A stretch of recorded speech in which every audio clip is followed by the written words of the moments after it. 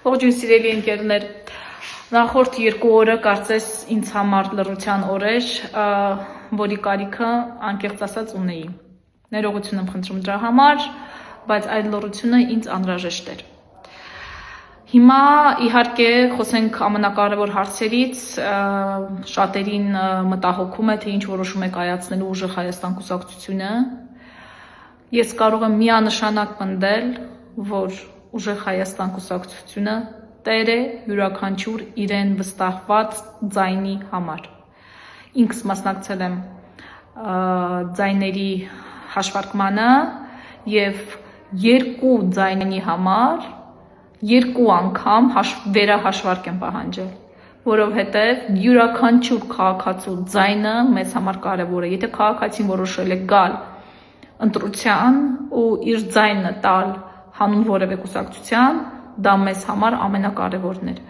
Եվ ես ինքս 2 ձայնի համար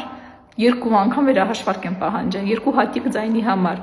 Եվ համոզված եղեք, որ մեր թիմի բոլոր անդամներ, ովքեր որ տարբեր ընտրատեղամասերում էին, նույն սկզբունքով էին այնտեղ։ Հիմա կարևորի մասին ուզում եմ, որ դուք համոզված լինեք, որ ուժեղ Հայաստան կուսակցությունը հավատարիմ է մնալու իր սկզբունքներին, հավատարիմ է մնալու իր խոստումներին և մենք մեր պայքարը շարունակելու ենք, որպեսզի այսօրվա իշխանությունները չլինեն։ Հիմա հարցը ձևաչափերի մասին է, բայց այն, որ այսօրվա իշխանությունները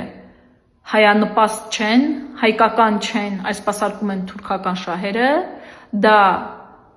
միանշանակ է և մենք որպես ազգային ուժ, որպես ուժեղ Հայաստան կուսակցություն, մեր հիմնական նպատակն է պայքարը այս իշխանությունների դեմ, որ ձևաչափով շտով կհայտարարվի, իսկ դրանում որևէ կասկած չունենաք։ Սիրելի ժողովուրդ, չենք վհատվում, չենք հուսահատվում, ոչ մեկ չի ասել, որ հեշտ է լինելու, մնում ենք ամենաուժեղներով, մնում ենք ամենասկզբունքայիններով, և սա ավելի է ուժեղ դարձնում մեր պայքարը։